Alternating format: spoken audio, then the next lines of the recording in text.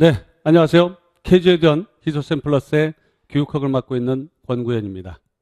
자, 2023학년도 시험을 위한 학습 전략을 지금부터 여러분들과 같이 정보를 나누는 시간을 갖도록 하겠습니다. 자, 일단 여러분들이 오늘 우리가 설명회에서 중요한 부분이 있어요. 여러분들이 질문으로 저한테 주신 게 있어요, 사전에. 그래서 그 질문을 중심으로 설명을 좀 드리면서요. 그리고 또 여러분들이 추가로 질문이 나오는 게 있으면 그걸 갖다가 만족하는 그런 설명회를 갖도록 하겠습니다. 자, 일단 여기 한번 보시죠. 자, 설명회 전에 이 질문은 어떨까요? 자, 어떤 분이 선생님께서 학생들이 가졌으면 하는 마음가짐은 무엇인가요? 이걸 질문하셨더라고요. 그래서 제가 이렇게 답을 하려고 그래요. 끈기를 가지고 간데 이거 틀렸네요. 끈기를 가지고 넓게 보고 깊게 생각하라. 이 부분. 왜냐하면 이 공부할 때 우리가 중요한 게 뭐냐면 중간중간에 자기를 유혹하는 일들이 벌어져요. 그때마다 애초에 목적, 우리가 임용시험 합격을 생각하고 좀 끈기 있게, 그리고 교육학을 갖다 우리가 공부한다 했으니까 범위 또는 주요 개념이 있으면 그걸 좀 더 끈기 있게 봤으면 해요. 왜냐하면 자꾸 주의가 분산돼 가지고 이것저것 더 중요하다고 생각하는 걸 자꾸 옮아가더라고요. 자, 이 부분은 두 번째 질문하신 분과도 일맥상통하는 건데요. 졸업 후 몇 년을 쉬다가 이제 준비하는 나이 많은 준비생입니다 라고 하신 분이 있었어요. 그래서 시험 준비하면서 전반적인 부분에서 이런 식으로 혹은 이런 행동을 하지 말라고 조언해 줄 수 있는 게 뭐가 있냐라고 여쭤보셨어요. 그래서 제가 답변하기를 주체적으로 판단하지 않으면 모든 노력은 노력이 아니게 된다. 이것과 이제 일맥상통한데 뭐냐면요. 공부하시다 보면은 전공이든 교육학이든 여러 사람들이 설왕설래라고 그러죠. 이 말 저 말해요. 그런데 중요한 거는 자기가 기출문제 분석하고 자기가 학습 계획을 세우는 장면이 중요한데도 불구하고 항상 누군가 이끌려서 하는 사람들이 있어요. 이런 경우는 자기가 사실상은 자기 노력을 집중하지 않은 거예요. 내 노력은 뭐부터 하냐면 12월 달 지금 당장 얼마 남지 않은 시간이라도 기출문제를 분석해서 어떤 영역에 어떤 이론 어떤 개념이 중요하겠구나라는 생각을 가지고 자기 진도에 따른 공부를 하셔야 되는데 무조건 학원 강의에 맞춰서 그러니까 줏대 없다 그러잖아요. 그렇게 하시면 솔직한 얘기로 공부가 계획대로 가지 않습니다. 이거를 그래서 가령 연간 우리가 강의를 수강하는 경우도 있어요. 그러면 이제 제가 반복 학습하고 막 해주잖아요. 그러면 중요한 부분이 무엇인지 설명을 드리거든요. 근데 다른 데서 얻은 걸 가져왔어요. 근데 그 부분이 중요하지 않냐고 나한테 물어보면 저는 뭐라고 대답할까요? 그러니까 여러분들이 스스로 판단해서 일단 제 강의는 참고예요. 그리고 우리가 보면 이런 게 있어요. 대학 입시에도 그렇지만 바이럴 마케팅이라고 그래가지고 막 카페나 이런데 저 카페에 사실상 글 쓸 시간이 별로 없어요. 왜? 학생들과 첨사하고 상호작용하느라고. 그러니까 대신 누군가 우리가 수행하도록 하면 외부 업체를 써서 할 수도 있겠죠. 여기저기 카페에 글 남기고 말이지. 근데 그런 거 현혹되지 마시고 여러분 스스로 강의를 들어보고 그 다음에 문제도 분석하면서 여러분이 좋아하는 또 여러분의 스타일에 맞는 그런 강의 또는 교재를 선택하는 것이 제일 중요하다라는 점. 그래서 주체적으로 판단하는 게 제일 중요합니다. 자, 일단 이런 어떤 설명회 전에 질문에 대한 제 답이 만족스러운지 모르겠습니다만 어쨌든 초지일관 우리가 끈기를 가지고 열심히 여러분들 주체적 판단을 해서 공부를 했으면 좋겠습니다. 자, 뒤에 내용 보실까요? 자, 교육학 논술에서 우리가 중요한 부분 하나씩 이제 짚어내는 건데요. 질문들 중심으로 구성했습니다. A 선생님이 앞으로 교육학의 방향을 알고 싶습니다. 굉장히 전방위적이고 포괄적인 개념이죠. B 선생님이 요즘 교육학 문제의 최신 동향을 알고 싶습니다. C 선생님이 세부적인 부분을 다 암기하기 힘들어 핵심 부분이라고 생각하고 선생님들이 여기 이제 교육학 강사들이겠죠. 강조해 주시는 부분을 주로 암기해 갔더니 비껴가는 부분이 많더라고요. 선생님께서는 교육학에 있어서 전체 암기가 반드시 필요하다고 생각하시나요? 자, 이 트렌드와 관련해서 교육학에 대해서 자, 이걸 먼저 한번 보시죠. 자, 제가 2014년도에 2013년도죠. 교육학 논술이 변화됐을 때 이거 벌써 거의 만 8년 넘었어요. 이걸 갖다가 제가 설명을 많이 드렸어요. 우리가 보편적 교육학을 추구한다라는 거. 그러니까 우리가 구석진 내용은 절대 나오지 않습니다. 그리고 두 번째, 교육학 영역 중에 현장 실제와 관련해서 적용할 수 있는 이론, 개념이 중요하다. 그걸 심층적으로 이해해야 된다. 그리고 세 번째, 고차동 문제 해결력을 측정하기 때문에 그쪽 대비해야 된다. 자, 2022학년도 이번 시험이 굉장히 어려웠다 그러고 또 그 전년도에 있었던 2021학년도 교육학 논술 시험은 또 쉬웠다는 사람이 있어요. 근데 문제 스타일은 크게 바뀌지 않았어요. 근데 왜 그랬을까요? 왜 그랬을까? 왜냐면 2021학년도 문제는 내가 교육학 책에 있는 이 이론 많이 들어봤던 게 나온 거야. 말하는 교육과정 운영관. 제가 모의고사에서 4번이나 그걸 출제했으니까요. 그 다음 밑에 의사결정 모형. 우리가 정책 결정 모형인데 결정 모형이라는 게 있어요. 이게 합리성하고 뭐 점중형 모형. 이건 모의고사로 5번 이상 출제했습니다. 선생님이 별도로 여러분한테 준 부가적 자료 있잖아요. 설명의 자료에 보면은 그 적중 근거 부분에 보면 그 수업 자료예요. 전부. 자, 여러분들 이 세 가지를 절대 벗어나지 않아요. 자, 그러면 하나하나 볼까요? 요즘 트렌드. 자, 2015학년도 출시 스타일로 공부하신 분이 아직도 많아요. 이거는 기존의 교육학에서 객관식 가르쳤던 분들은 이 패턴을 그대로 아직 준용합니다. 생각해 보세요. 이 2015학년도 출시 문제니까 2015년에 5월, 6월 그쯤에 상반기 했었던 추가 모집 시험입니다. 그때 이제 출제가 확 변했어요. 어떻게 변했냐면 그 전에는 원인 분석, 방안 이렇게 했던 문제를 이렇게 냈어요. 기능교육 관점에서 학교 교육의 선발 배치의 기능의 한계 각각 2가지. 그 다음에 관료적 유한결합체의 특징 각각 2가지. 그러니까 이게 뭐가 없어요? 고차원적 사고가 있어 없어? 없어요. 이게 2015 상반기, 2016, 2017까지 이어지고 18에도 역시 마찬가지예요. 근데 이게 어떻게 변했을까? 이렇게 변했어요. 2022학년도에. 자, 보시면 명료한 이론이 있어요 없어요? 없어.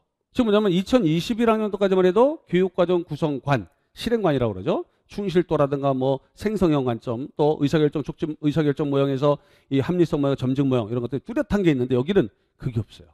지금 뭐냐면 하나하나 문제를 보시면 수익적 연계성 이거 우리가 생각했던 거야? 안 했던 거야. 그냥 단지 타율의 합리적 교육과정 설계에 있는 조직 원리 중에 이게 계속성, 계열성, 통합성이 3가지가 있다. 그 중에서 이걸 수익적으로, 이걸 수평적으로 이렇게 분류한 틀만 있었던 거죠. 그러니까 이걸 가지고 무슨 뭐 학습자 측면에서 갖는 의의라든가 이런 거 생각한 적이 있어 없어? 별로 없어. 그렇지만 수익적 연계성이 잘 맞물리도록 하는 거니까 우리가 계속성, 계열성 응용해서 뭔가 2가지 의의를 만들어낼 수 있어요.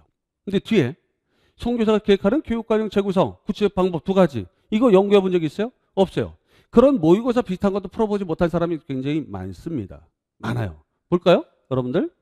제 강의에서 1, 2월 기본 개념 과정이에요. 이제 요번에 시행할 겁니다. 작년에는 기본 관점반이었어요.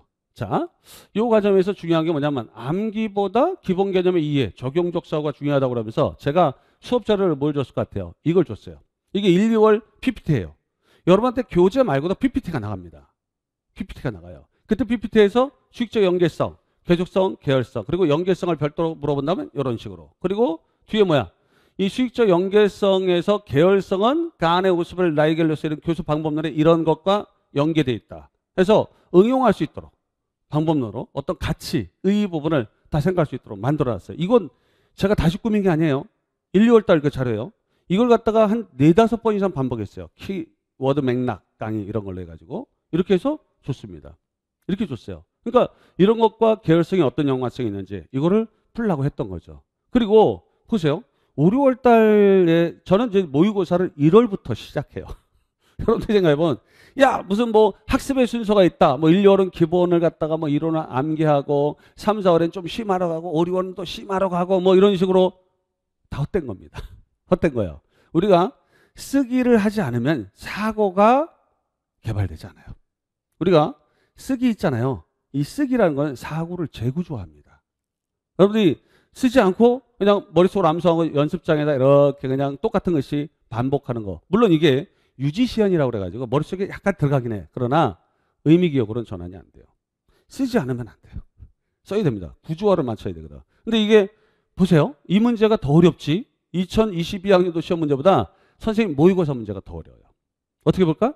시수업에서 행동목표. 자, 그럼 명세적이기 때문에 문학의 의미, 뭐 연기효과지, 뭐 예술적 효과지 이런 거. 그 다음에 여기 교과목 수가 많다? 그러면 학습 부담을 덜어주기 위해서는 어떻게 해야 되느냐? 교과목 수를 줄이게 뭐 스코프를 만들든지, 예? 줄이든가, 아니면 중학교 3학년과 고등학교 1학년 간의 교육량의 수준 차이가 크다. 그러면 계열성을 어떻게 만들어야 돼요? 구체적으로 묘사했죠. 가르치는 내용에 분과적이고 중복이 심하다. 그러면 통합이라는 거죠. 이 통합은 2017학년도에 기출됐었어요. 이미. 근데 나머지 내용. 교육과정 설계에 나타나는 전반적 문제점에 대한 해결 방안. 지금 여러분들이 보신 문제.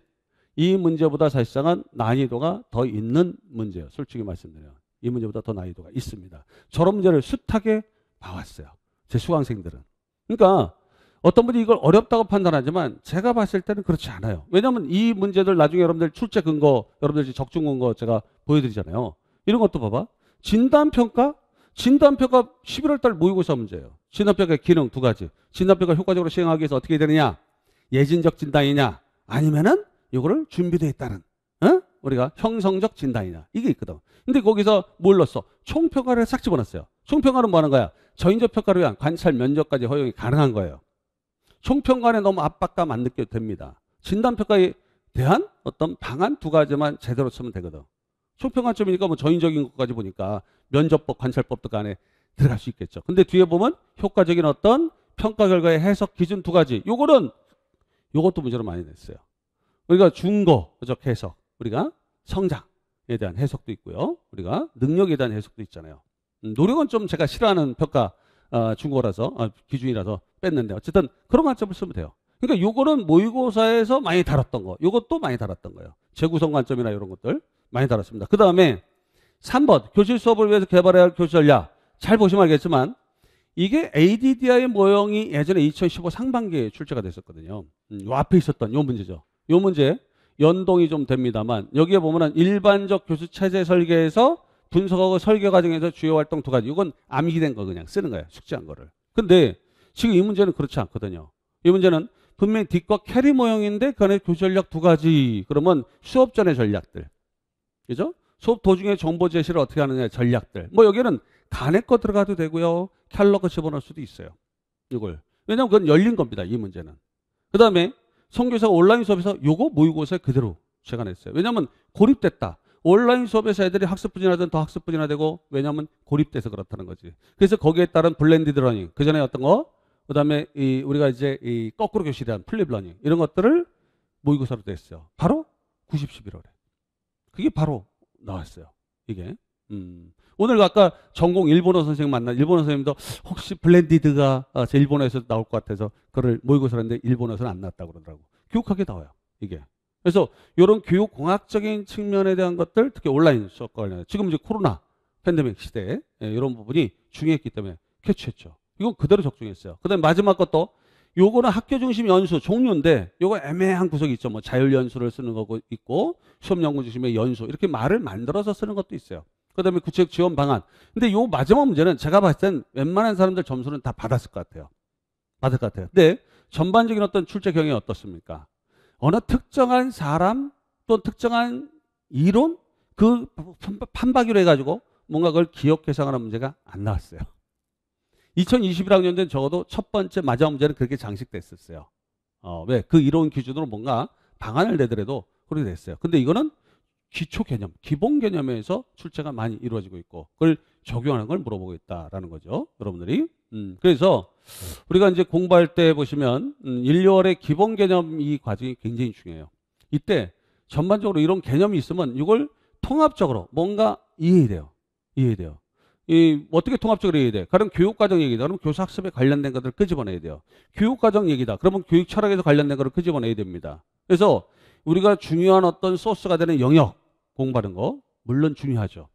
9개 영역, 8개 영역 이렇게 잡아놔요. 그렇지만 그중에 핵심이 5개 영역이라는 걸 대부분 이제 눈치챘을 거예요. 여러분 생각해 보세요. 교육학 책 있잖아요. 작년, 재작년, 재작년 거 많은 학원 강사들 걸 다 인터넷을 통해서 목차만 뽑아보세요. 그러면 여러분들이 딱 선택할 강사가 바로 나옵니다. 왜? 서양 교육사, 한국 교육사를 작년, 재작년에도 계속 가르치고 있었다. 이건 사실상은 눈치도 못 채고 연구도 안 하는 사람이에요. 그리고 평가 통계인데 통계 연구 쪽으로 너무 지나치게 하고 생활지원 상담 쪽으로 너무 지나치겠다. 그런 사람들은 공부 안 한 사람입니다. 안 한 사람이에요. 여러분들이 출제 트렌드가 있어요. 우리가 경향. 그래서 요렇게 해서 통합적으로 가야 돼요. 통합적으로. 개념을 교육학 영역에 넘나들도록 하는 그런 종자지식이 있거든요. 그게 중요해요. 자, 그래서 요런 어떤 모의고사 문제, 이것도 모의고사예요. 이거 6월 모의고사 같은데? 6월 모의고사. 공교장이 제시하는 교육과정상의 문제점을 타일러와 브루너의 주요 관점에 두 가지씩 적용한 해결 방안 이렇게 돼 있어요. 이게 똑같죠. 1, 2학년간의 교육 내용의 수준 차크다. 그러면 계열성, 즉 수익적 연계성에서 계열성을 고려해서 어떻게 하냐. 그럼 위기적으로 누적적인 어떤 실력, 능력을 함양할 수 있도록 절차적, 단계적인. 그래서 애들한테 자신감도 동기유발도. 그러니까 앞에 1번 문제가 굉장히 연관이 굉장히 크죠. 이런 문제들 같은 경우. 이런 것들 다 다뤘었어요. 이게 더 심한 문제입니다. 이게 심한 문제예요. 자, 그 다음에 여러분들 질문이 있었는데 일단 앞에 질문부터 좀 정리하고 가면은 우리가 이런 것들을 통해서 알 수 있는 게 뭐냐면 자, 어떤 분이 출제 경향이겠어요. 출제 경향은 작년이랑 비슷해요. 방안이야. 방안인데 문제 결력. 우리가 보편적 교육학 실제로 적용할 수 있는 개념, 원리, 이론, 그 다음에 그 문제 결력. 문제 결력이라는 게 뭐야? 바로 고차원적 사고 가는 거예요. 고차원적 사고. 우리가 이 장단점 외운다? 필요하죠. 그 이론의 특징 중요하죠. 그러나 거기서 주요 개념, 이것이 다른 이론에 어떻게 쓰이고 있는가에 대한 거. 그리고 이것을 현실에서 적용할 때 어떤 효과가 기대되고 적용 구체적인 시행 방안은 무엇인가. 이런 것들을 다 연구해야 돼요. 교육학책에 있어 없어? 없어요. 생각을 해야 됩니다. 앞으로서. 암기보다는 뭐 해야 돼? 이해했을 때 암기가 돼요. 그냥 무턱대고 이해 안 하고 암기하면 암기 안 됩니다. 그거는 무의미한 행동이에요. 시간 낭비죠. 이해했을 때 뒤에 장기 기억에 남는 거예요. 우리가 암기란 거를 하려고 그래. 근데 이해 없이 그건 암기 안 돼요. 그러니까 아까 질문에서 마지막 이 C 선생님이 암기 중요하죠. 저도 암기하라는 게 있어요. 그렇지만 이해한 맥락 뒤에 암기가 가능해요. 암기 무턱대고 하는 건 아닙니다. 그거는 양적으로 공부하는 사람인데 그런 사람은 이번 시험에 필패입니다. 필패예요. 자, 두 번째. 자, 질문사를 갈게요. 교육학 영역과 학습 순서에 대한 질문이었어요. 한번 볼게요. C 선생님이 이게 D 선생님 같은데? 일단 C 선생님을 할게요. 2023학년도 교육학 수업에는 내용이 많이 바뀔까요? 내용과 학습 방식이 변화돼야 한다. 근데 제 수업은 변하지 않습니다. 여러분도 변해야 돼요. 왜냐하면 생각해 보세요. 분명히 교육학 수업에서 제 수업을 들었던 분이라면 변화 없으니까 책도 안 바뀌니까 그냥 따라오시면 돼요. 근데 많은 분들은 책이 바뀌어야 돼. 그리고 또 뭐야? 문제도 바뀌어야 되고 그리고 가르치는 방식도 바뀌어야 돼요. 어떻게 바뀌어야 될까요? 1, 2월 달은 이 이론을 전체를 훑어보는 식으로 하지 말고 주요 개념을 위주로 넘겨야 돼요. 이게. 그 다음에 3, 4월엔 뭐야? 파트별로. 그 안에 있는 이 객관식 문제 풀지 마세요. 제발. 객관식 문제는 도움이 안 돼, 이 시험에서. 그러니까 여러분들이, 그러니까 이 교육학 수업이 여러분들 보면 알겠지만 많은 교육학 강사들이 뭐 객관식 풀어보라고. 그런 지식을 갖다가 단편적으로 변별하는 데는 의미가 있어요. 객관식 문제 알잖아. 틀렸다. 맞는 것. 옳은 것. 이런 거예요. 옳지 않은 것. 이런 식으로 이분법이거든. 그거는 도움이 안 돼요. 도움이 안 돼요. 객관식에서 사실상 만약에 50문제, 40문항 우리가 봤잖아요, 옛날에. 그러면 40문항이다. 그러면 그 중에서 10문제 가치도 안 돼요. 그럼 나머지 30문제 어떻게 된다? 본인들이 골랐어? 강사가 골라주잖아요. 믿을 수 있어요? 못 믿습니다. 전혀 믿으면 안 돼요. 객관식은 믿으면 안 돼요. 객관식을 탈피하기 위해서 교육학 논술 문제를 내고 있거든요. 그러면 객관식에 준해서 예전부터 한국교육사, 뭐 서양교육사 막 집어넣었던 선생님들이 있어요. 그 교재들 다 버려야 돼요.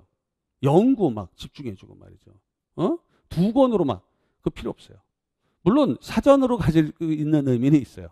근데 지금 출제 트렌드를 못 맞추는 선생님들이 많아요. 이게. 그리고 문제도 모의고사 문제 보시면 알잖아요.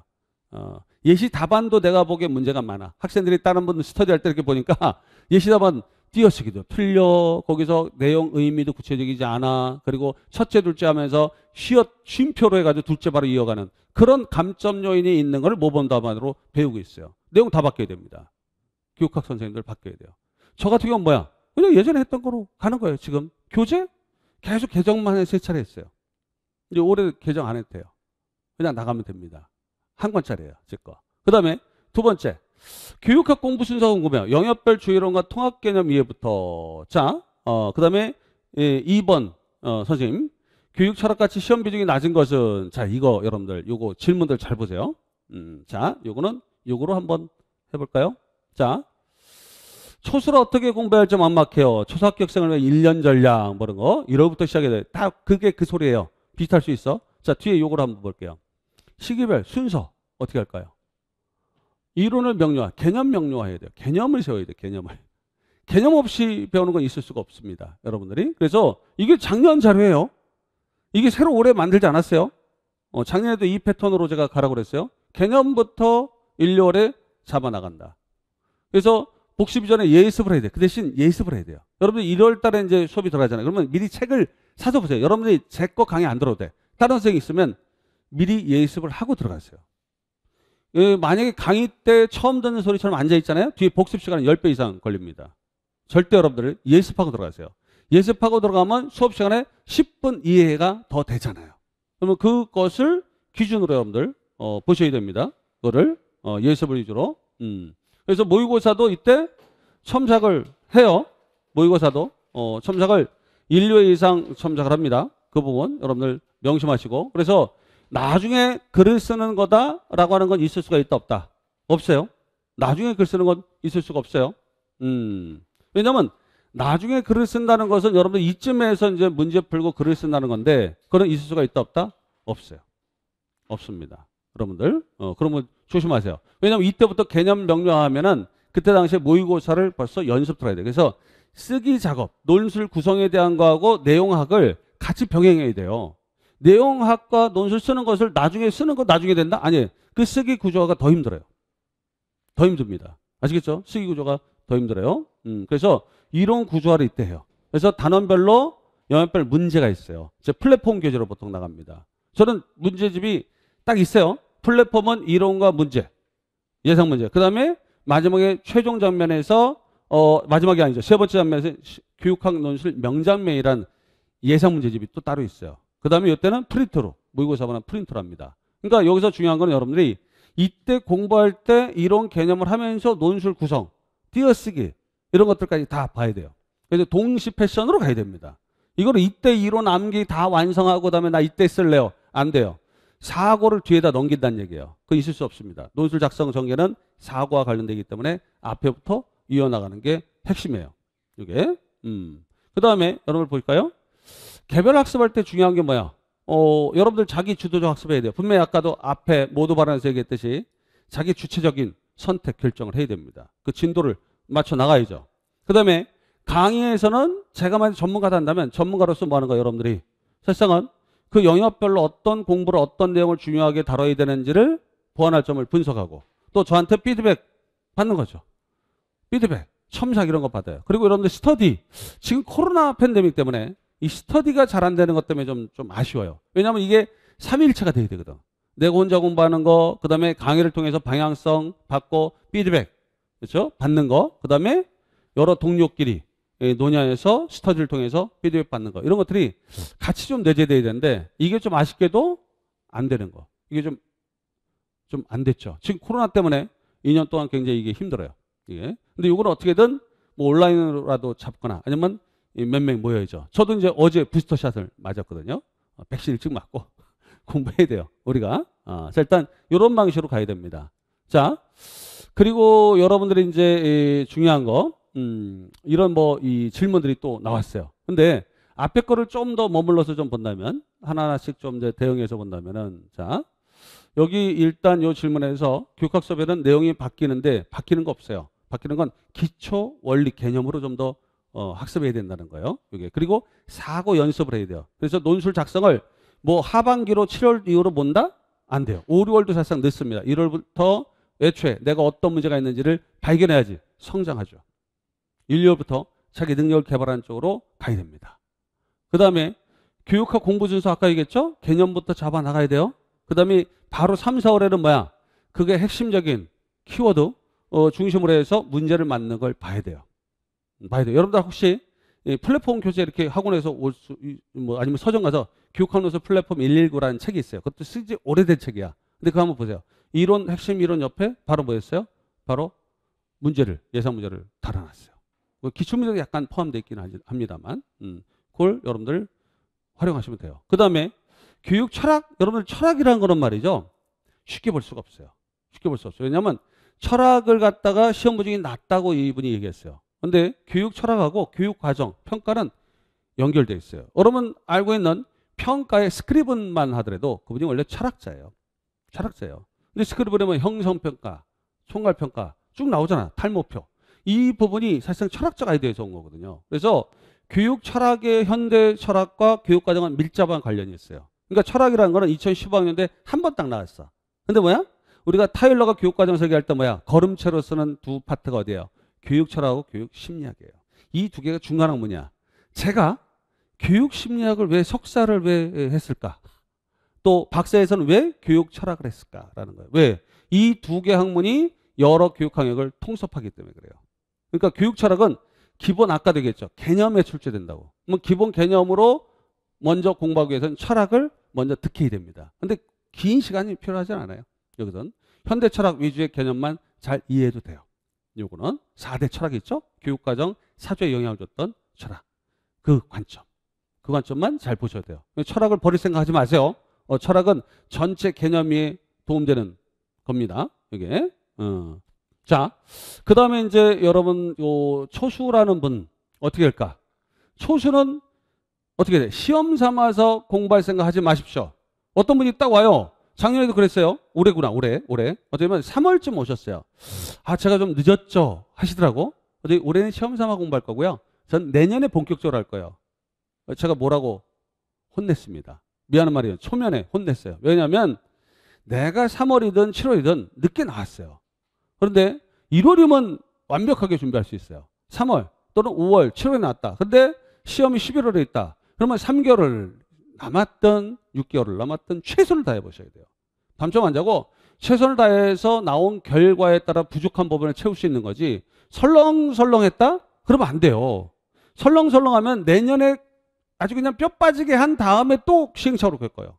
그러니까 올해 몇 개월을 내가 시작하든 완전하게 다 올인하셔야 됩니다. 이게. 그래서 진짜 올해 학교 갈 사람처럼 마음가짐을 가지고 올인하셔야 돼요. 그런 다음에 내년에 만약에 혹시 떨어졌을 때 내년에 승부를 볼 수 있어요. 왜? 제가 부족한 부분을 다 찾아낼 수 있으니까. 근데 대충 하면 뭐가 부족하고 뭐가 나한테 맞는 건지 알 수가 없어요. 그러니까 초수생들 어떻게 공부하냐? 그냥 이악 물고 올해 학교 갈 것처럼 하세요. 그리고 아까 얘기했던 공부 순서 우리가 기본 개념부터 해가지고 쭉 잡아나가는 요 순서대로 교육학은 하세요. 전공은 또 전공 선생님한테 상담 받으셔야 됩니다. 자, 그 다음에 H도 H선생 여기 뭐 1년 전략 그렇죠? 아까 1년 전략 얘기한 거예요. 그 다음에 초수생인데 교육학 1월부터 시작해도 될까요? 아유 충분하죠. 충분해요. 충분해. 1월부터 전공과 교육학을 같이 진도를 나가게 할 텐데 어떻게 하면 효율적으로 공부할 수 있을까요? 여러분들 어떻게? 자, 상반기 1월 달에는 교육학을 30%로 생각하고 시간을 배정하세요. 10시간 공부한다 그러면 3시간은 교육학이야. 매일.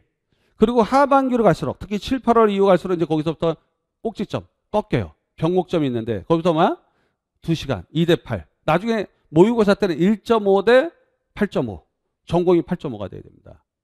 이해하시겠죠? 왜냐하면 교육학이 왜 30%쯤 돼야 되냐면 전공에서 교과 교육론이 있단 말이에요. 그 부분 특히 과학 같은 경우는 뭐 25%에다 플러스 15%, 약 30%나 40%가 교과 교육론 나오는 전공이 많아요. 거기 교육학이야. 대부분 교육학이에요. 적은 그 파트가 한 20% 되고요. 많은 경우는 35% 이상 되더라고요. 이 교육학이 전공 이해에도 도움이 많이 돼요. 여러분들 전공에 많이 도움됩니다. 그 부분. 그래서 같이 할 때 일단 1월, 2월에는 일단 교육학 한 30% 또는 어떤 경우는 많으면 35% 그리고 전공은 65%래요. 그러다가 이게 상반기 5, 6월쯤 되면은 비슷하게 뭐 한 2.5 대 뭐 6.5로 가다가 7.5로 가다가 나중에 이제 7월 이후부터는 전공으로 완전히 돌아서야 됩니다. 그러니까 상반기에 교육학을 어느 정도 쓰기 전략도 어느 정도 마련해야 되고 띄어쓰기도 내가 깔끔해야 돼. 그래서 교육학 배점 중에 내용 배점 15점 제외한 5점이 있어요. 구성점수, 서본결 구성점수하고 그다음에 뭐 있어? 주제 논의 점수. 그다음에 표현 2점. 이게 총 5점이잖아요. 이거 만점 받고 넘어가야 돼요. 나머지 15점에 승부 봐야죠. 여러분들이. 그러기 위해서는 상반기 교육학에 일정 부분 조금 더 투자하고 하반기에는 교육학을 느슨하게 해도 상관없어요. 느슨하게 아니라 시간을 좀 줄여서 전공이 80%인데 원래 배점이. 그러니까 그쪽으로 집중해 주시면 돼요. 그다음에 교육학 처음 시작하는 인고생은 어떤 방식으로 준비해야 될까요? 이런 거 말고 어떤 분이 또 이런 질문도 하셨어요. 뭐냐면 제가 비서본대에서 교직이수를 했는데요. 교육학이 너무 어렵게 느껴져요. 또 어떤 분은 아무리 읽어도 이해가 잘 가지 않고 뭔가 딱딱한 학문 같아요. 재밌게 하려면 어떻게 할까요? 구체적 사례가 있어요. 구체적 사례가. 우리가 교육학 공부할 때 인고생들 교육학 처음 하는 사람은 일단은 사례 중심으로 가야 돼요. 우리가 이제 이런 것이 이제 비슷한 것들이 있어요. 뭐냐면 여기 질문 내용에서 교육학 범위를 좁혀야 되고 사례를 많이. 제2 선생님도 그랬어요. 지식 하나도 없다. 전공 공부에 급급하다. 그래서 선택적으로 강의를 수강하게 되면 어떤 강의를 필수적으로 들어야 되냐. 이 집중해야 돼요. 범위를 좁혀야 됩니다. 그 다음에 여기도 K 선생님이 영역이 너무 많아요. 어느 정도 깊이까지 공부해야 되는지, 출제 빈도가 높은 5개 과목들을 어떤 식으로 공부해야 될까요? 그래서 이분들이 얘기했던 질문을 분석해보면 다른 분들 질문과 거의 일맥상통하는 거예요. 왜? 이런 거예요. 이게 뭐야? 그물의 별이라는 게 있어요. 별이가 뭐야? 그물이 1kg짜리도 있어요. 고등어 선망달은 뭐 몇 킬로짜리야. 근데 거기에 별이라는 법이에요. 어떻게? 기둥줄이 있단 말이에요. 기둥줄. 기둥줄은 하나잖아, 별이. 예? 기점되는 게 하나 있지만 수많은 별이 줄이 있어요. 망해서. 그거를 잡아내는 거거든. 근데 지엽적인 거 이걸 다 할 필요 없어요. 구멍구멍 이걸 망을 다 할 필요 없고 별이만 잡아끄는 거를 물어본 거예요. 5개 영역은. 그 다음에 또 어떤 분이 물어본 게 출제 비중 어떠냐. 출제 비중. 이게 한국교육과정평가에 11문제 출제했는데 퍼센테이지 뭐 교육행정은 11번 시험에 100% 출제. 100% 출제. 그러면 이게 넘버원이에요. 근데 이게 다른 학문과 연관된 고리가 어디 있냐라고 한다면 철학과 약간 연관되어 있고 사회학과 연관되어 있고 심리학과 연관되어 있어요. 행정 자체가. 상당 부분이. 심리학의 동기로는 뭐 거의 대동소이한 측면도 있고요. 그 다음에 교육과정이에요. 11번 시험에 10번 출제했다. 그럼 90%가 넘어요. 90.09? 90.90? 이 정도? 거의 91%에 육박하죠. 이게 교육과정이에요. 그 다음에 평가. 물론 평가는 나온 놈에서 또 나오는 경우가 많아요. 무슨 해석 물어봤잖아요. 준거. 근데 상대적 비교는 안 되니까 규준 안 됐어요. 2020학년. 그거는 안 됐는데 준거에 대한 거. 뭐 성장 참여. 이거 2018에도 나왔어요. 형성평가 2번 나왔어. 진단평가 이번에 처음 나온 거예요. 그 다음에 준거지원평가 2번 나오고 말이지. 신뢰도 타당도 다 나왔죠. 이거 단골 메뉴야. 여기는 점수 얻기가 제일 쉬워요. 이 두 파트가. 그 다음에 어디 있어? 교육심리. 이거 의외로 적게 나오죠. 빈도수가. 그 다음에 교사학습. 요거를 메인 5개 과정, 영역이라고 그래요. 근데 교육 과정을 이해하려면, 평가를 좀 이해하려면 철학을 좀 알아야 돼요. 이게. 그 다음에 교육 방법을 하려면은 뭘 해야 돼? 바로 교육 심리학을 좀 알아야 되고요. 그리고 생활지도 상담을 하려면 또 심리학을 알아야 돼요. 그러니까 이게 타일러가 왜 교육과정에서 이게 걸음체로 썼는지 여러분들 이해할 거예요. 그래서 철학과 심리학이거든. 근데 철학은 집중 투자 안 해도 돼요. 중요한 개념만 알면 되고, 심리학은 좀 집중 투자해야 돼요. 왜? 출제 빈도는 낮지만 다른 거에 연계관계가 좀 많습니다. 이게. 그리고 중요한 거는 또 여러분들 이거죠. 이거 제가 평가할 때 많이 뭐 인터넷에 많이 돌아다니까요. 어떤 강사, 어떤 임고생 준비하시는 분들은 엉뚱한 데서 돌아. 엉뚱한 데서. 어떤 사람은 전체 맥은 있는데 너무 광범위하게 넓게 잡아서 가르쳐요. 어떤 사람은 뭐야? 초점을 잡는데 빗나가. 찍어줬는데 빗나가. 어떤 사람 정확하게 맞춰요. 제가 2020년도 그때 100% 적중이었어요. 모의고사 그대로 나왔으니까. 이거였어요. 근데 2021학년도 시험은 약간 여기 요 주변에 있는 거지. 예. 그다음에 2022학년 시험도 좀 가까이 가긴 했어요. 이게 관역표, 타당도, 신뢰도가 정확하게 집중돼야 돼요. 어디에 집중돼야 돼? 바로 내가 선정한 지식이 있잖아. 그럼 집중해야죠. 보세요. 파다가 말아. 파다가 말아. 아니 보물이 밑에 있는데 파다가 말잖아. 파다가 말아요. 이러지 마세요. 그래서 우리가 공부할 때는 중요하게 이론 개념들을 넣고 보통 기억재생, 이게 수렴적사고 그래요. 기호적사고 그래요. 요게 2015 상반기, 2016, 17 또는 2018, 19, 20에 보면은 명칭, 개념정의, 특징 물어보는 것들은 다 여기에 해당돼요. 근데 방안 물어보는 건 어느 쪽이야? 요쪽. 분석 종합. 우리가 이 표가 모양은 이거 KIC 한국교육과정평가원이 만드는 거예요. 20여 년 전에. 제가 교육학 논술에 대한 걸 상위인지 쪽으로 논문을 쓴 게 그 당시거든요. 교육심리학에서. 제 논문이 논술과 관련된 거예요. 교육논술. 수행 첨삭에 대한 거예요. 상위인지랑. 근데 요게 이제 뭐예요? 여기가 이제 우리가 지금 현재 2022 문제는 여기서 내요. 여기서 내. 지금 2015 상반기는 여기서 냈어요. 근데 이게 이쪽으로 옮아가고 있죠. 이렇게. 옮아가고 있어요. 그래서 우리가 발산적 사고라고 그래요. 또는 크리티컬 띵커스. 비판적 사고자 과정 요 사이에서 출제합니다. 그러니까 뭐 명칭 안 물어봤잖아. 2018학년부터 19, 20학년 명칭과 개념 동시에 물어요. 그건 이쪽이거든. 근데 그걸 안 물어본다는 거야. 출제연이 작년에 바뀌었어요. 그러면 작년에 이미 방안으로 나온다는 거 눈치챘어. 근데 작년에 쉬었다고 판단했다는 거예요, 사람들이. 왜? 두 문제는 대충 썼는데 점수가 높았다고 판단한 거지, 사람들이. 근데 그게 착각이에요.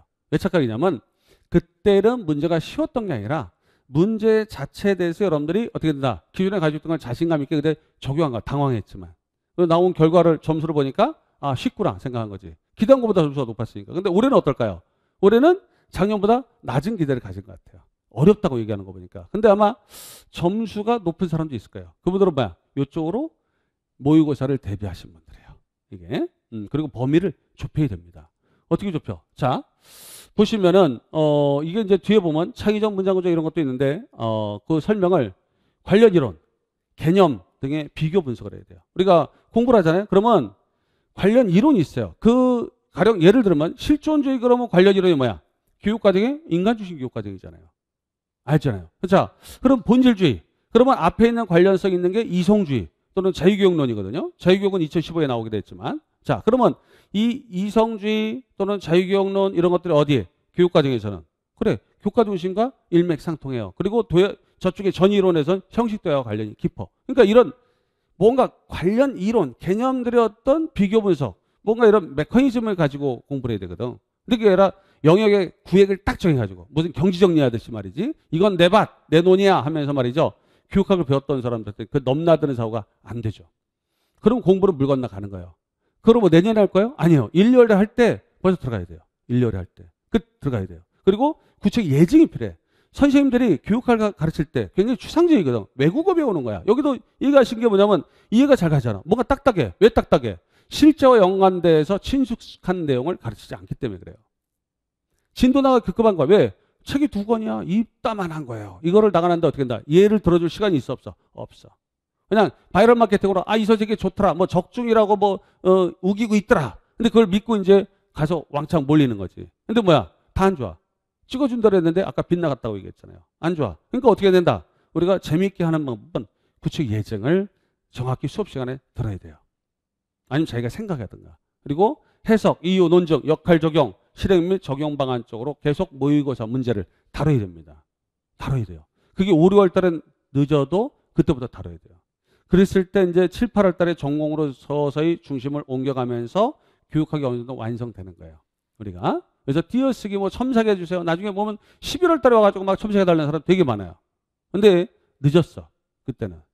중요한 거는 앞에 상반기에 띄어쓰기 표현부터 해가지고 그 2점이나 된단 말이에요. 그 다음에 주제 관련한 논의도 쓰지 못한 사람도 있고 막 그래요. 그런 사람들이 많은데 그런 분들 상반기에 잡아나가야 됩니다. 상반기에. 그리고 뒤에 이분들이 어쨌든 이게 장기 교육에서 인출하려면 분명히 문제를 그걸 비슷한 걸 받아야 돼요. 그래서 모의고사를 해야지 인출이 되지. 장기 교육 할 때는 구체적 예정이 있어야 돼요. 예정이 있어요. 그리고 자기가 직접 그걸 문제를 써봤을 때 그 이론이 내 거가 돼요. 그리고 인출도 쉽게 돼. 실제 상황에서 응용했을 때 쉽게 응용되는 거지. 그런 사실상 특단의 대책 없어요. 수업 때 제가 수많은 예정을 좀 들어주고 실전적인 문제를 여러분들 학습하는 수밖에 없어요. 전 그렇게 해왔으니까. 자, 그 다음에 A 선생님이 교육하는 데서 창의적인 문장 구성? 창의적인 문장 구성이 좀 애매한 표현이에요. 이게 무슨 소리일까? 창의적 문장 구성? 이 논술 구성은 정해져 있어요. 서론이라는 게 주의 환기, 문제 제기해야 되고 논의 방향 줘야 돼. 이 세 가지를 다 만족해야 돼요. 그러면 주제와 연관해서 주의 환기, 그 다음에 문제 제기. 문제 제기를 해야지 뭐가 있죠? 논의 필요성이 생기거든. 근데 문제 제기가 없는 사람 되게 많아요. 없어. 그냥 문제를 다시 쓰고 있더라고. 그건 다 이거예요. 그러니까 창의적인 문장 구성이라는 게 애매한 표현이에요. 그러니까 문장 구성이라는 것을 내가 뒤죽박죽했다 창의적으로? 그러면 안 돼. 정해져 있어요. 이거는 패턴이에요. 논술이라는 거는 논리적 과정은 기기적입니다. 창의적인 과정이 아니에요. 그 여러분이 창의적 글쓰기랑 헷갈린 것 같아요.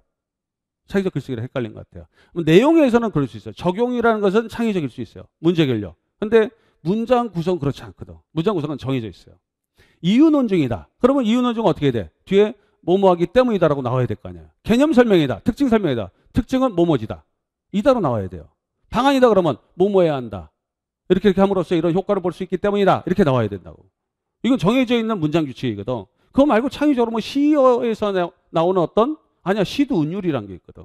그러니까 여러분들이 요거는 질문을 제가 어떻게 해석해요? 창의적인 문장 구성도 채점 요소가 되는지. 창의성은 사실상 문제 해결 안에서 종합, 내용에 대한 얘기예요. 문장 구성, 논리 구성은 아니에요.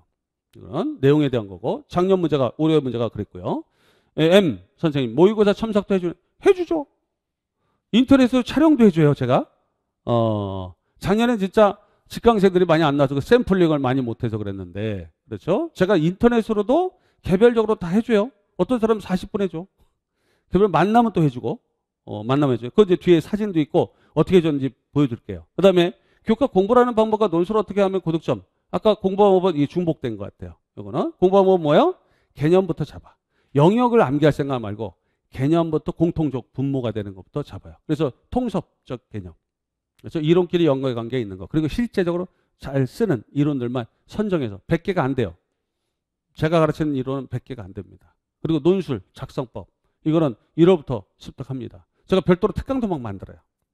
특강도 만들어요. 그 다음에 또 올해 커리 지난 방식과 함께 변화한 임용 출제에 맞춰 수업 방안 제시하기 등과 같은 제시문에는 어떤 식으로 제 답을 작성했는지 알려주시면 좋을 것 같아요. 알려줍니다. 그건 매년 그랬어요. 자, 보세요. 요게 논술 첨삭지예요. 첨삭지야? 안 보이죠?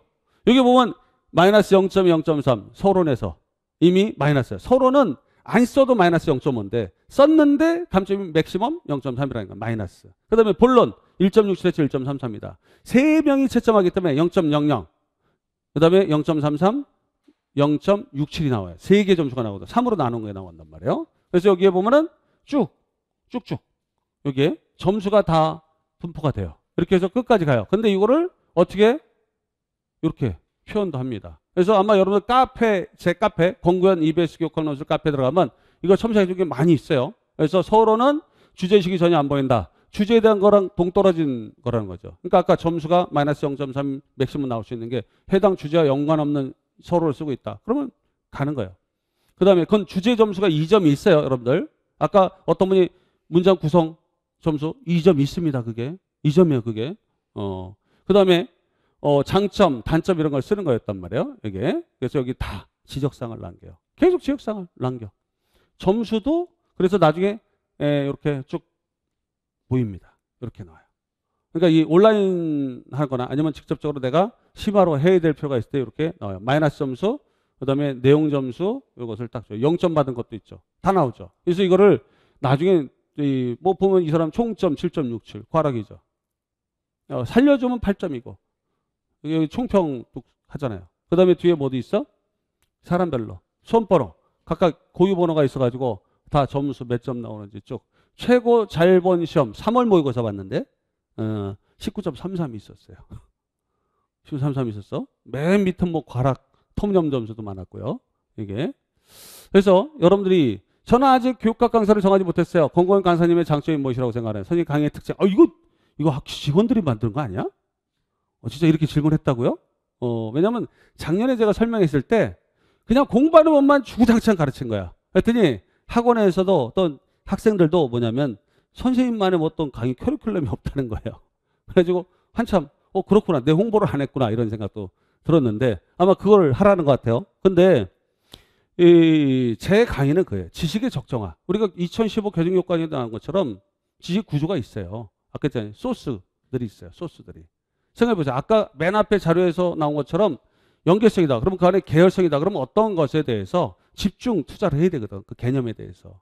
이거를. 그걸 단순히 그냥 책에 있는 것만 의미 이해하고 넘어가면 안 돼요. 그래서 그걸 내면할 정도로 구체적으로 다뤄야 돼요. 그리고 기출문제가 뭐 나왔고 그 근접한 이론이 뭐고 이게 다 적중되거든. 이게 다 적중돼요. 이게 작년에 제시한 건데 자, 다 적중돼요. 이 자체가. 이런 표가 있어요. 근접성이라고 그래요. 이거를 확산성에서 제가 지식을 적정하게 출연합니다. 근데 그 안에서 빠져나갈 틈이 없어요. 별로. 거의 안 빠져나갑니다. 이게 모의고사 문제를 보면 알아요. 저는 적중은 모의고사 문제에서만 적중이라고 그래요. 모의고사 문제에서만 적중이라고 해요. 자, 뒤에 보면은 알겠지만 제가 과정이 12월에 요번 달이죠. 아마 마지막 주에 3일 정도를 예비학교, 교육학 예비학교 항상 해요. 매년 했어요. 3일 동안 기출문제 분석을 여러분한테 시킵니다. 제 강의하면서 설명해 주면서 여러분들 이해하도록 만들어줘요. 아시겠죠? 기출문제 분석을 어떤 분은 3, 4월이나 5, 6월 달에 기출문제 해설 특강으로 하는데 그건 안 되는 거예요. 기출문제는 공부하기 전에 어떤 영역이 얼마만큼 뭐가 나오는지를 알고 들어가야지 이게 보이거든요. 근데 여러분들이 착각해요. 요쯤 어디에서 기출문제 뭐 특강하고 앉았더라고. 그러면 안 돼요. 이때 먼저 어느 정도 알고 들어야 돼요. 그래서 기출 분석하고 주요 개념이 뭐가 나왔는지, 그리고 그 인접한 이론이 무엇인가. 1, 2월에 방향성을 잡는 거야. 근데 1, 2월에서 이제 방향성을 잡겠다고? 아니에요. 12월에 미리 잡고 들어가는 거를 저는 원합니다. 원해요. 많은 사람 참석 안 해도 돼요. 오히려 더 좋아. 그분들한테 왜? 개별적인 피드백 해주니까. 질의응답을 통해서. 그 다음에 기본 개념반이라고 그랬어요. 기본 관점반 작년에.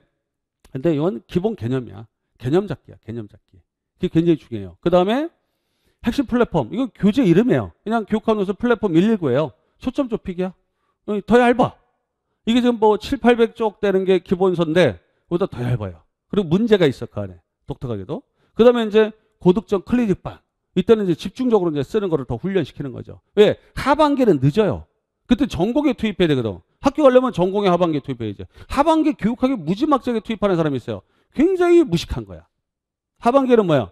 전공 80%에 거기에 매진해야지 학교 가지. 20% 가지고 20%는 미리 좀 완성하는 거예요. 그리고 전공에 대한 교육론 이해하기 위해서 앞에 좀 집중해서 해주는 거예요. 그 다음에 우리가 여기에서 명장면 교재가 있어요. 7, 8월. 빠르면 5, 6월 달에 봅니다. 올해도 5, 6월 달에 명장면 교재 미리 봤어요. 명장면. 교과논술 명장면이라는 책이 있어요. 이것도 나온 지 오래됐어요. 근데 그 안에서 작년까지만 해도 거의 안에서 많이 나왔어요. 올해 요번 거는 조금 특이해서 거기 관련된 게 몇 문제 있긴 있어요. 교과논술 명장면 10번 뭐 이런 것들 관련된 한 2문제 있어요. 근데 그게 고전이에요. 제가 명장면이라고 이름 붙였지만 굉장히 예전부터 만들어 놓은 문제 있습니다. 이거. 다른 강사들이 흉내내더라고. 모의고사 딱 나잖아요. 그러면 그 뒤에 바로 베껴요. 강사들이 진짜 베낍니다. 베껴요. 그리고 제가 고교 학점제 얘기 나오잖아. 그러면 고교 학점제 그 다음 주에 어떤 강사가 쓰고 있어요. 물론 그분도 나랑 생각이 비슷할 수 있어. 그러나 학생들이 한 분 것만 들으면 좋은데 스터디를 통해서 이제 서로의 정보를 교류하다 보니까 그게 흘러가요. 흘러가. 되게 웃기죠? 아주 신기해요. 이게 명장면. 그리고 제가 예상 문제들 이때 이제 모의고사로 다룹니다. 이게 그래서 제 강의의 두 번째 특징은 영역을 통합한다. 통합하는 개념 강의를 한다는 거예요. 이거 뭐 그래서 필기를 안 해. 제가 필기를 하더라도 대충 해. 왜냐하면 여러분들 와서 필기하는 거 보면 그 꼴이 보기 너무 싫어요. 왜냐하면 그런 내가 단단히 수업을 이해하지 않고 그냥 여기서 쓰는 것만 남겨서 나중에 복습하겠다는 얘기인데 10배 이상 시간이 필요하거든. 저는 제가 이해하는 위주로 그냥 도식을 그려주는 필기를 해주는 거지 판서라는 거지 여러분들 쓰라고 한 게 아니에요. 그리고 영역을 넘나드는 통합 강의 하다 보니까 예전부터 이런 게 있어요. 권고현 선생님 강의는 뭔가 지식의 양이 적은 것 같아. 불안해. 이런 사람. 또 어떤 사람은 뭐냐면 야 너무 혼란스러운 것 같잖아. 주의가 산만한 수업 같잖아. 왜? 아니 철학 들어갔다가 과정 나오고 평가 나오고 그다음에 심리학 들어갔다가 교육 방법론 나오고 막 왔다 갔다 하니까 그런 거예요. 분명히 그 영역 공부인데 통섭을 하다 보니까 그래. 지금 아마 재수생들은 너무 좋을 거야. 1, 2월 강의가. 근데 초수생들은 어렵다고 생각해. 복잡하다고 혼란스럽게 생각한다고 생각하기 쉽지만 생각해봐 여러분들. 근육이 아프면 운동이 된 거죠. 근육이 안 아프면 운동이 된 거야? 근력 운동? 똑같아요. 제가 형식 대화로는 싫어하지만 그래도 가치 있는 건 뭐냐면 우리가 근육 운동할 때는 우리 애가 체대 간다고 지금 고3인데 올해 수능 봤어요. 걔가 열심히 운동한다는 거야. 근데 근육이 단단해져요. 아픈 거야. 아프니까 근육이 단단히 커져. 역시 지적인 것도 어려운 문제. 어렵게 복잡하게 통섭을 해야지 어떻게 이해를 하죠. 두뇌가 뭔가 고통스럽게 뭔가 고민하고 생각해야지 공부가 되는 거지. 그냥 순조롭게 암기한다? 그건 이해가 안 되는 거예요. 그 머릿속에 안 남는 거예요. 그러니까 1, 2월 과정부터 통합을 해요. 그래서 제 과정을 보면 철학 중심 통합 이렇게 강의라고 이렇게 돼 있어요. 과정 중심 통합 이렇게 돼 있어요. 그러니까 넘나드는 거예요. 이게. 그러다 보니까 3, 4월에 또 반복하고 5, 6월에 반복해요. 근데 다른 패턴으로 반복하죠. 문제를 통해 반복하거나 또 다른 방식으로 반복을 합니다. 그래서 구체 예증, 사고로 요구합니다. 계속. 왜냐하면 문제를 풀어보게 하니까 현장 적용 사례도 주고 1월부터 아예 단계별로 모의고사를 서론부터 써봐라. 그런 거예요. 본론 한 달락 구성해봐라. 이런 거 항상 문제를 내거든 제가요. 단계별로. 그래서 다 피드백 해줍니다. 선생님 저는 암기가 안 돼서 못 쓰겠어요. 언제 쓸 건데? 암기가 완벽하게 될 때가 언젠데요? 그런 말도 안 되는 거죠. 1월부터 바로. 배운 거 즉시. 서론부터 본론까지. 그 다음에 직접 개별평가 첨삭해 줍니다. 그리고 논리 구성에 대한 표현을 상세히 지도해요. 여러분들 띄어쓰기. 띄어쓰기 한 10개 이상 틀리면 띄어쓰기 점수 2점이거든요. 표현 점수 못 받는 거라고 생각하시면 돼요. 그러니까 그걸 줄여야지. 줄여야 됩니다. 줄여야 돼요. 하나당 0.1 또는 2점이라고 생각하시면 돼요. 띄어쓰기 하나 틀리면. 초등학교 3학년 띄어쓰기 틀린 사람도 많아요. 이거 문제가 심각하죠. 이런 것들을 다 잡아냅니다. 6개. 그래서 여러분들 보시면 알겠지만 이게 개별 피드백. 여기 보면 칠판에 보이나 모르겠어요. A, B, C, D, E 해가지고 5명 거를 칠판에 채점해요. 바로바로. 그래서 상대적 평가. 이 A 글은 3.67 1번에 3.33, 3.67, 3.6, 3.6 이렇게 채점을 한단 말이에요. 3명의 평균 점수를 가상으로 내가 추론해가지고 채점을 해요. 근데 이게 실제 시험에서 똑같이 점수가 나와요. 가령 작년에 여러분들 올해 모의고사 본 거 내가 뭐 복기해서 가져왔어요. 그러면 소수점까지 맞추는 경우가 많아요. 왜? 제가 채점에 대한 연구했으니까 논술수행과 첨삭이 내 논문 제목이니까요. 이게 그래서 이게 피드백 해줘요. 개별적으로. 그 다음에 이게 이제 뭐 카페에서 제가 요즘 피드백 해줬던 거. 올해 11월이죠? 피드백 했던 거. 길죠? 이걸 워드 한글 문서로 만들려면 힘드니까 카페 그냥 바로 댓글창에다 바로바로 날립니다. 그냥. 바로 날려요. 바로 날려. 이렇게도 작성해서 줍니다. 자, 일단, 여러분들이 지금 보면 알겠지만 제가 하는 거는 그냥 1, 2월부터 그냥 기본 개념 잡기예요. 그리고 1, 2월부터 아예 사고하게 만들어요. 사고하지 않으면 절대 내 지식이 안 돼요. 내면화가 안 되니까. 우리가 암기라는 것도 앞에 어느 정도 적용, 논증이라든가 또는 이걸 방안으로 전하는 것 또는 문제점 평가를 하는 부분까지 이렇게 살상한 사고하게 만들어야지 내가 암기가 이해가 되는 거죠. 이해 없는 암기는 무의미한 겁니다. 여러분들. 그런 건 명심하시고요. 그래서 매주 이제 월화에 우리가 강의를 해요, 오전에. 그리고 오후에는 키메라 강의, 핵심 키워드 특강 이런 것들을 뭐 많이 합니다. 그래서 상당히 여러분들이 보면 알겠지만 상당히 그런 부분에서 메리트가 좀 있어요. 그리고 이 이론을 이것저것 다양하게 많이 보는 게 좋은 게 아니에요.